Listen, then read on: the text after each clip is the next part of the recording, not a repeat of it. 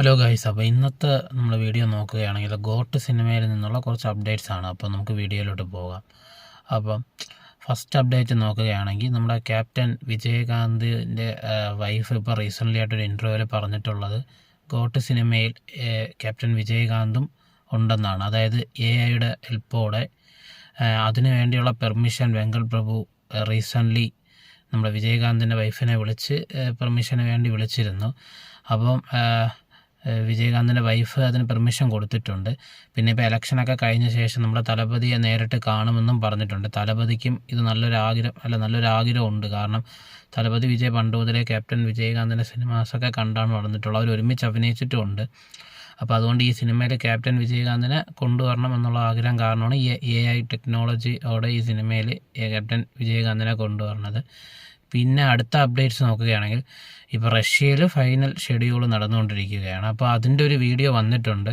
അതിലെന്തോ വെങ്കൽ പ്രഭു എന്തോ ലൊക്കേഷൻ്റെ പെർമിഷൻ ചോദിക്കുന്നതിനെക്കുറിച്ച് അങ്ങനെ എന്തോ ആണ്, ഡീറ്റെയിൽ ആയിട്ട് മനസ്സിലായിട്ടില്ല. പിന്നെ വേറൊരു സംഭവം എന്തെന്ന് വെച്ചാൽ ഇപ്പോൾ ഈ സിനിമയുടെ സോങ്സിനെ കുറിച്ച് കൂടുതലും നെഗറ്റീവ്സ് ആണല്ലോ വരുന്നത്.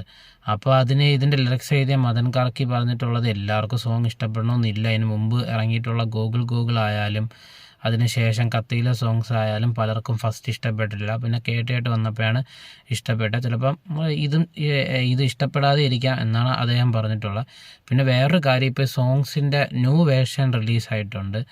അതായത് നേരത്തെ വന്നതിലുള്ള ചില മിസ്റ്റേക്സൊക്കെ മാറ്റി വോയിസൊക്കെ നല്ല ക്ലിയറാക്കി, മ്യൂസിക്കൊക്കെ നല്ല ക്ലിയറാക്കി, അത് തമൻ മിക്സ് ചെയ്തെന്നാണ് പറഞ്ഞിട്ടുള്ളത്.